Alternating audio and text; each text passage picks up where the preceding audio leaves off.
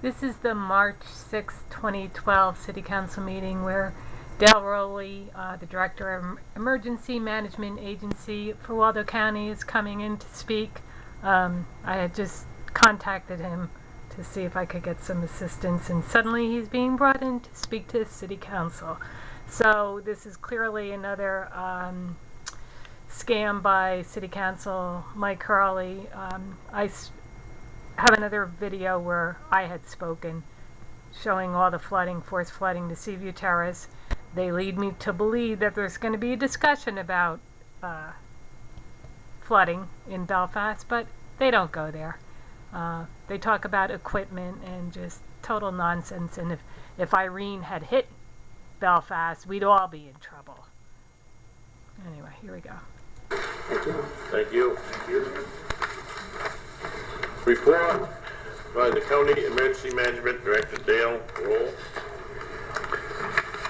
Dale Rowley is here from the County Emergency Management Office, and Dale's going to give us a little bit of an information of what that office does and how we participate in it. Some members of council have expressed concerns about natural disasters happening all over the Northeast, and what would we do and how would we respond, and I'll leave it to that.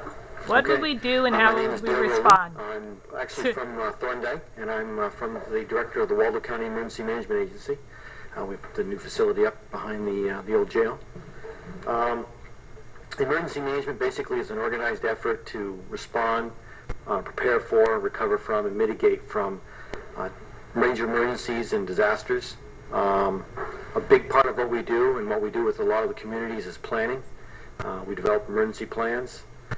We also train and exercise to those plans. We do exercises every year. And we've had members of Belfast attend many of our exercises. We had a tsunami conference and tabletop exercise not that long ago, and your harbor master attended that one. We've had wildfire tabletop exercises, and we've had hazmat exercises, and we've had usually fire, police, and EMS involvement in many of those from the communities, from both Belfast and from around the county. That's the preparedness side. On the response side, we established what's called an Emergency Operations Center. County and every community would activate its own Emergency Operations Center. Typically it's at either the fire station, or in the smaller towns it might also be at the town office. Those facilities are usually someplace that's got backup power, because many of our natural disasters, that's one of the primary things is loss of power. So we established an Emergency Operations Center. Basically, we build situational awareness with all the communities, and we also coordinate resources. If a community needs additional generators or food, water, ice, other things like that, we either have them in stock, or we work with mutual aid partners, other counties, with the state, and ultimately with the federal government on acquiring those resources. There's a lot of resources that public safety acquire on a regular basis, assistance from state police or the forest rangers or DEP entities like that. But if they want the National Guard, Civil Air Patrol, other entities that aren't common, they'll work that through us. We have means of getting those resources activated and to wherever they need to be. That's the response side. Recovery basically is getting the community back to the standing it was before the emergency. That's usually a lot longer time frame than the response phase of an emergency or a disaster. And primarily what we would do is we'd be the go-between between the state, the feds, and the community on getting assistance. One of our common actions after some sort of an event is getting a presidential declaration. And what we need from each town is a damage assessment, basically a dollar figure of how much damage occurred from that storm, from that event. The state itself has to reach a certain threshold, dollar threshold. It's about 1.8 million. And each county that wants to get into that disaster declaration has to meet a threshold. It's all population-based. It's a dollar value per person. For Waldo County, it's around $130,000. For road work, that doesn't take much to get to that point. Usually what the kicker is that 1.8 million for the state. So for example, during the Patriots Day storm, I think we had like $4 million worth of damage. It wasn't a problem for the state to meet that. Waldo County itself had almost $1 million worth of damage all by itself. We met our threshold and we were part of the disaster declaration. But that's a piece that we helped to initiate, but we don't get the figures. We need those figures from each of the communities. Typically, it's either the EMA Director or the Road Commissioner or the Public Works Director that collects that information, that damage assessment information, and provides that to us as a special form that's called a Form 7. And I've never been able to find out about Forms 1 through 6, but the state has a Form 7 to collect that information, and then that starts the process for the disaster declaration. The last major phase that we're involved with the communities is called the mitigation phase. And the primary piece for that is what's called a hazard mitigation plan. That can be done on a municipal level, or what the state has done is done that on a county level, a regional plan, basically. And you folks signed that plan not that long ago. We identify what our hazards are, we identify what impacts from those disasters could be, and then we come up with projects. And typically, in Maine, it's usually road projects for flooding. Those get put into the plan. If the disaster happens, and it happens to that section, then not only can the disaster assistance be done, but upgrades to that, larger culverts, higher, can also be approved during that event, during that disaster declaration, because it was identified in the plan. After the disaster happens, if it was a presidential disaster declaration, usually hazard mitigation money shows up, and that's usually a much larger pot of money. It's also competitive, whereas the other piece wasn't competitive.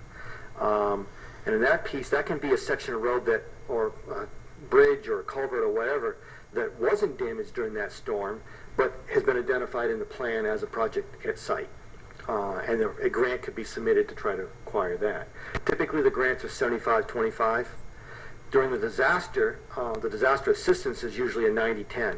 75% from the federal, 15% from the state, and 10% from the community. The federal piece usually comes very quickly. The state piece doesn't. Because after the ice storm, Bill Libby, the EMA director at that time, the adjutant general that's now retiring, pushed really hard, and the legislature set up what was called the Disaster Recovery Fund. And that was intended to be funded, and that money would be used to provide that 15%. The legislature's never funded it. So usually it takes a while for the state to come up with the money, because it has to go back to the legislature, get approved and funded, and sometimes it's 12 months to 18 months before the town sees that 15%. But the federal portion, because they can just print the money, usually comes very quickly. So that's the 4 phases that we're involved with the communities, most of the time. In both our county emergency operations plan and our hazard mitigation plan, we've identified our most likely hazards. We look at likelihood, severity, and magnitude. Basically, how big can this thing be? How much impact can it have? And what's the likelihood? An asteroid strike would have a very big impact, magnitude, but the likelihood is pretty tiny. So we don't usually plan for asteroid strikes. But blizzards, ice storms causing power outages, debris in the roads are a big one. Major storms, summer storms such as hurricanes, tropical storms, microbursts can cause flooding and high winds. Transportation mass casualty incidents. That's probably my biggest worry, because we don't usually have flooding in Waldo that kill people. But you have a tractor-trailer truck hit the back end of a 72-passenger school bus, and you've got a serious problem. Or an airplane falling out of the sky, or a boat sinking, those type of things. And especially the marine one. And we're actually having an exercise, a full-scale exercise this summer, dealing with a marine environment type situation. Structural collapse, whether it's a bridge, like out in Minnesota, or a building that might collapse. Epidemics. We had, of course, the pandemic influenza issues that we were planning for a little while ago. Wildfires on the scale of like the 1947 fires. And, of course, hazmat releases. And the vast majority of the hazmat releases, probably 95% in Waldo County, are petroleum. And usually it's transportation. Not all, but because they count car accidents. If a car accident spills 5 gallons of gas, DEP is involved, and it's considered a hazmat incident. The primary, what we call extremely hazardous substances that we worry about is usually ammonia and chlorine. You've got ammonia here in Belfast, Penobscot, Macrum, and we have chlorine over in Searsport at the GAC facility. Those are the serious ones because they're gaseous. They can spread, as opposed to most things that end up on the ground, can cause environmental damage, but again, you're not evacuating whole communities because of it. On the recovery piece, we have a training opportunity that we haven't actually scheduled yet because we were looking for if there was any interest and when would be a good time to do it. But it's called Recovery from Disaster, the local government role, and it's something that we thought we might offer out to the communities, especially the local elected officials. You have a much bigger play than you realize. The fire chief, the police chief, they have just so much authority to do certain things, or so much money that they can expend. It usually goes, during a major emergency disaster, they need the support and financial support, typically, of the elected officials. So that's my piece. If you have any questions. Any questions? Mike? Thank you. Sure. Appreciate it. I happen to be in tune. I was up in Vermont a couple of weeks ago and went through the area where Hurricane Irene had really wiped it out. Right. And then last fall I was over in Western Mass, Brimfield, where they got hit by a tornado. Right. And you can hear about it on the news. I'd never seen one before. Yeah. It was phenomenal, the impact of that. Hey. And I didn't hear that you had, and it seemed to me like tornadoes are happening more in places that they hadn't happened in the past.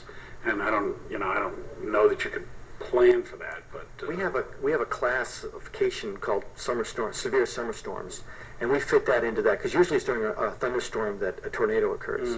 Typically, Maine has usually averaged about 2 tornadoes a year forever.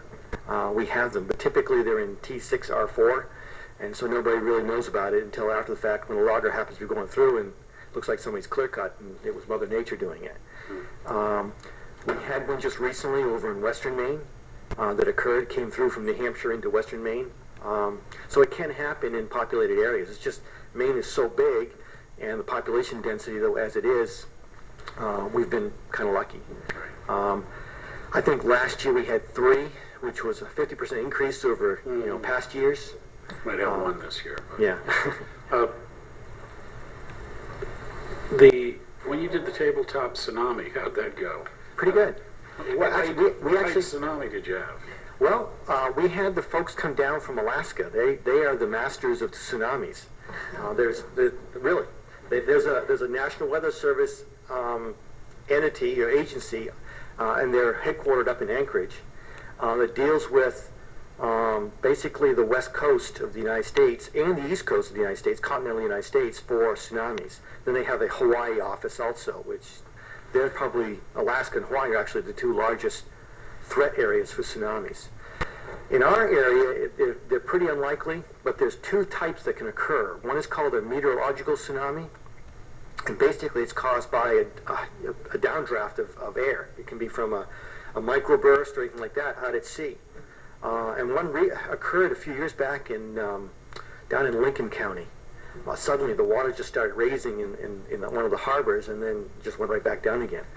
And that's pretty much what we would see, is it's just an impact to the harbor itself.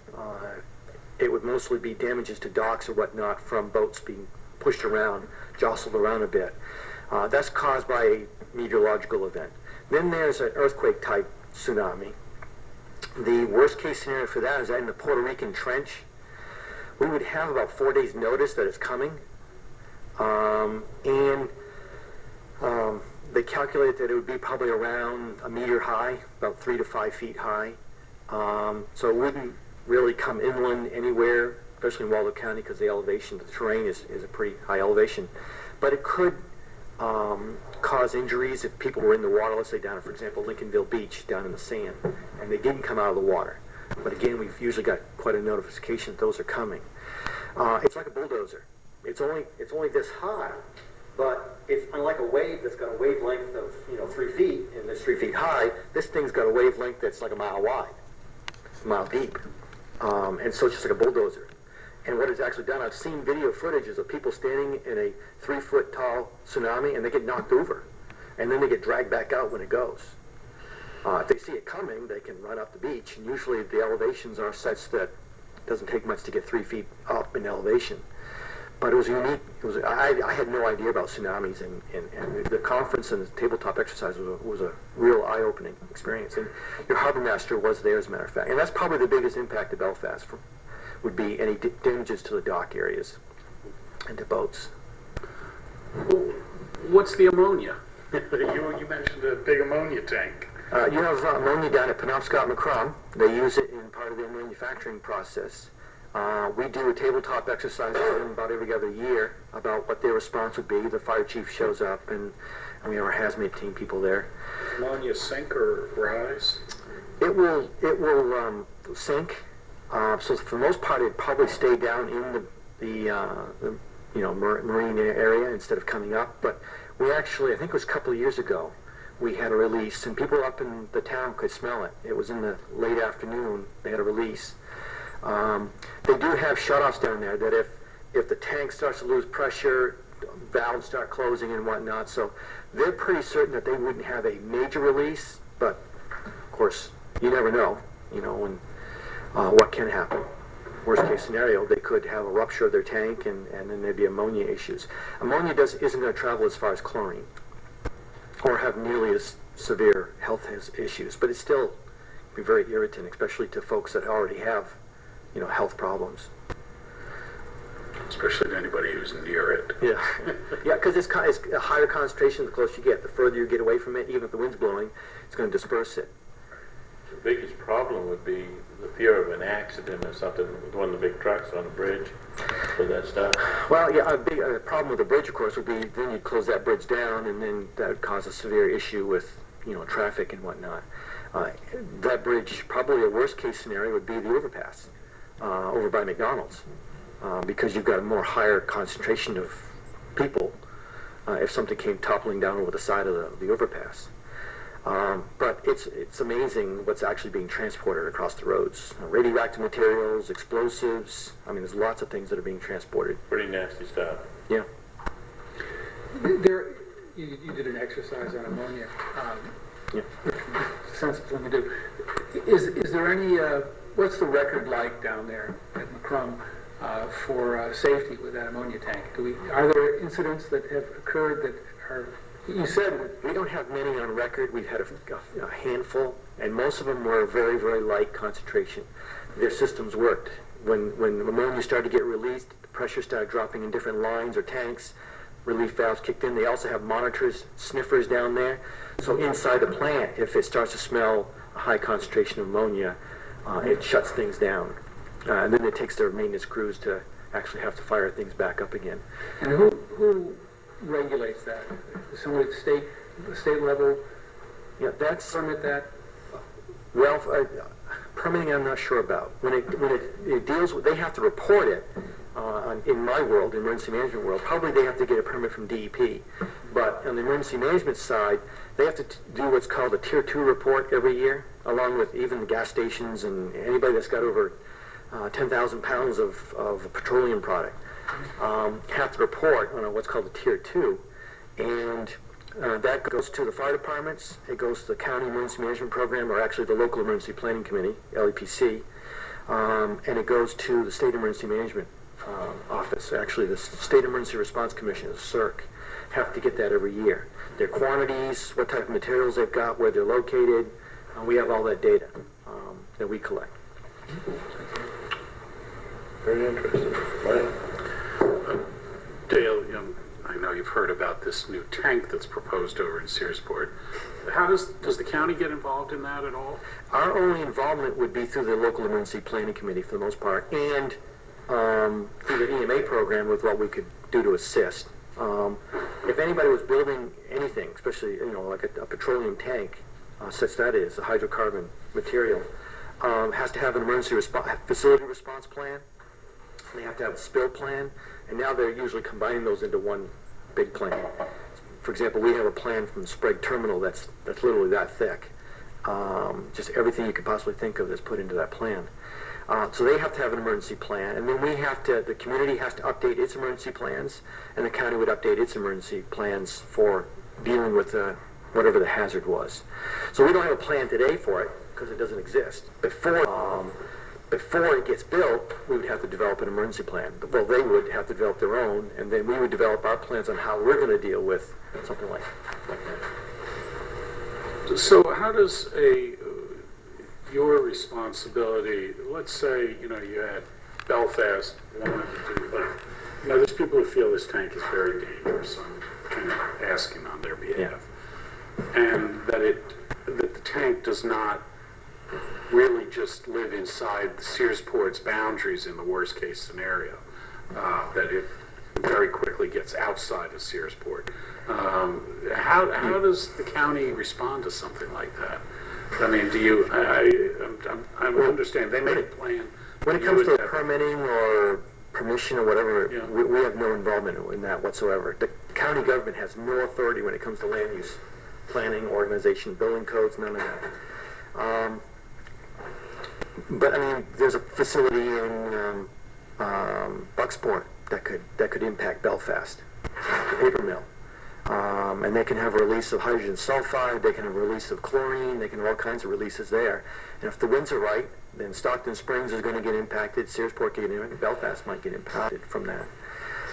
We all live with these type of dangers. There's a rail line that goes from Searsport to Herman that carries tank cars of chlorine, and it's the highest concentration, the most quantity of chlorine in the entire state of Maine. Travels up and down that rail line going from Searsport to Herman. That's my greatest fear.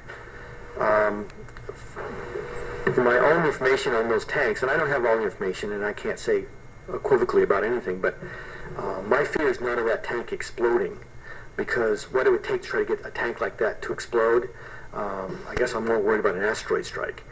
However, it's going to be a hell of a fire. It's going to burn a long time. And then you get the impacts with smoke and inhalation issues and things like that that could entail. For us, in emergency management, our biggest issue or biggest involvement in something like that is, besides the planning piece, on the recovery side, is coordinating the response. Getting the resources they need. We set up, not that long ago, a county-wide mutual aid agreement for fire and EMS.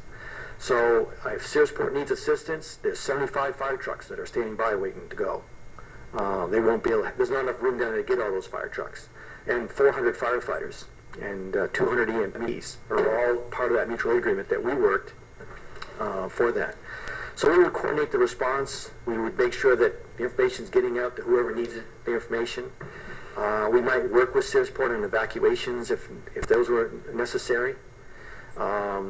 Because evacuations is definitely a regional issue, because one town dumps their people, they gotta go somewhere else, and now they're being dumped elsewhere. We've done a hurricane evacuation study, for example, and the worst case scenario in Waldo County is on basically the south end of Route 1 in Belfast and the bridge. That's where the traffic jams would occur. And it wouldn't be from people evacuating from Waldo County, it'd be the people evacuating from MDI. They have a 12-hour lag to get from Ellsworth to Bangor, the amount of traffic at the right time of the year to get out of MDI. And there'd be like a 6-hour lag on that bridge. We've actually worked with the state to put up evacuation signs, and for the most part it's to get people on Route 3 going to Augusta and on Route 1A going north to Bangor. To get them away from the coastal areas and to wherever they can take lodging, because all the lodging in Waldo County are in Belfast and Searsport. So our push is to try to get them off the side roads and up 1A. So. Okay. I would very much like to be involved in that workshop you're talking about. Yep. So. We'll probably be looking at sometime this spring, setting everything out. We'll get the word out on that. Anything else? Well, thank you, Dale. Sure, no Well, thank you for coming. Thanks a lot. Thanks. Very interesting.